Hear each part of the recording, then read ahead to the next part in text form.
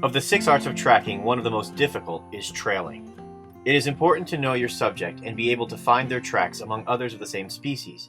You also need to have a solid understanding of track interpretation, track patterns, and track aging. This is because the tracking substrate can change from one that registers tracks clearly, like sand or snow, to more difficult tracking mediums like rock or pine thatch. Patterning your brain on recognizing tracks in these mediums can only be achieved by getting outside and tracking. The trailing concepts covered in this video are done on easy-to-track terrain in order to better present each concept. Okay. So we have the smaller back paw, which is the engine, where all the muscles are for propelling the subject, landing behind the larger front paw, which is the steering mechanism. And this is an understep. This means the animal is moving slower than its baseline gait. Knowing track patterns allows you to determine where the next disturbance is most likely to be.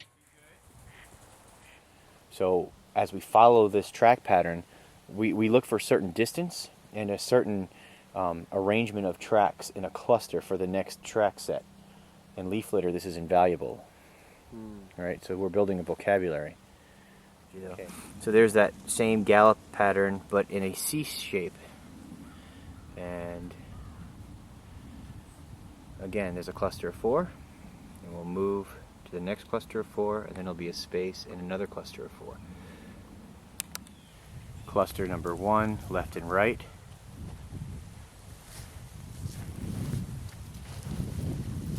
Space where the animal's completely airborne before landing. Oh, that's some interference. But here's that C shape, really well defined.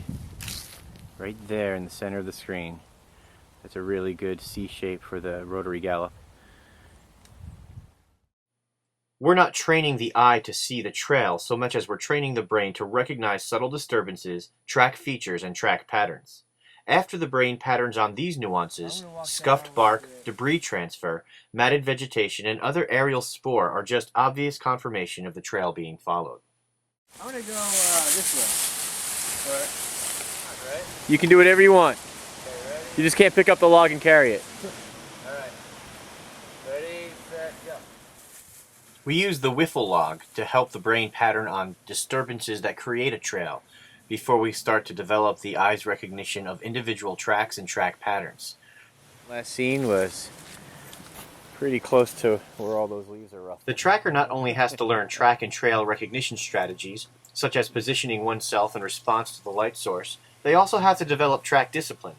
This is the practice of not stepping on or destroying the trail as it is followed. It's important to maintain track discipline to correct the common mistake of overshooting. Overshooting is when you pick up a similar trail, skip track without verifying that the trail was made by the same subject, or move beyond the trail due to a sudden direction change, backtrack, or landscape influence. In tactical and search and rescue scenarios, a tracking team may be more appropriate for trailing purposes. More eyes on the ground increases the ability to stay on trail, but only through training can the tracking team become proficient enough to overtake their quarry. Snow may seem too easy a tracking medium to train on, but working in snow develops an eye for stride, straddle, pitch, track clusters, and changes in track pattern. Tracking in snow is also a great opportunity to practice tracking team management and develop an awareness of the 5th discipline of tracking, ecological tracking, which will be the subject of our next video. Once on trail, it's important to not destroy the trail you're tracking, especially in forensic tracking. Finding each track is important, but preserving each track may be vital in backtracking or finding lost spore if you overshoot. There are a number of approaches to picking up a lost trail. These lost spore procedures include conducting a box recon of the area, using a hasty team to search natural barriers, bottlenecks, and track traps, or having a wing person spiral outward until they pick up the trail, or as in this case, sending both wings forward, paralleling the direction of travel until the trail is again intercepted.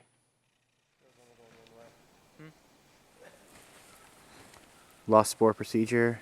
Wing people go forward on either side of the known trail to find the track of the subject. Once found, the team converges. It looked like it might have come this way. That's And the team reforms.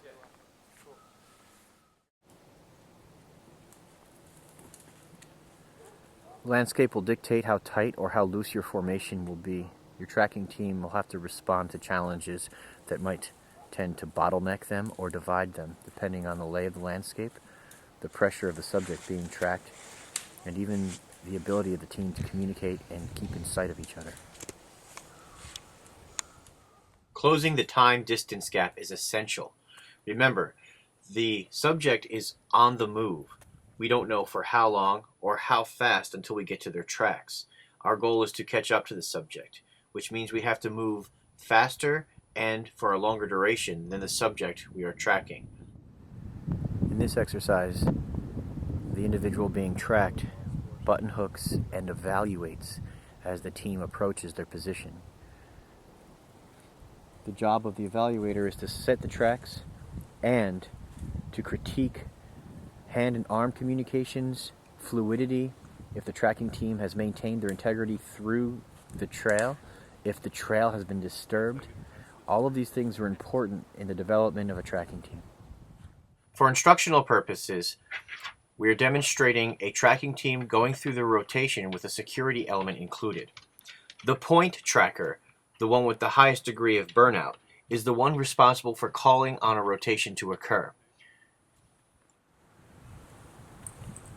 In this example of a tracking team rotation, the security becomes diamond, the diamond becomes security, the wing to point, and the point to wing.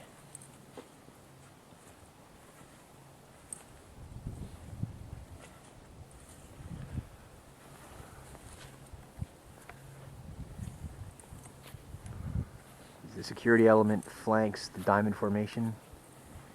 The point stays on track. The wings look for areas where the subject may have veered left or right. The diamond is in charge of communication, team cohesion, and the big picture.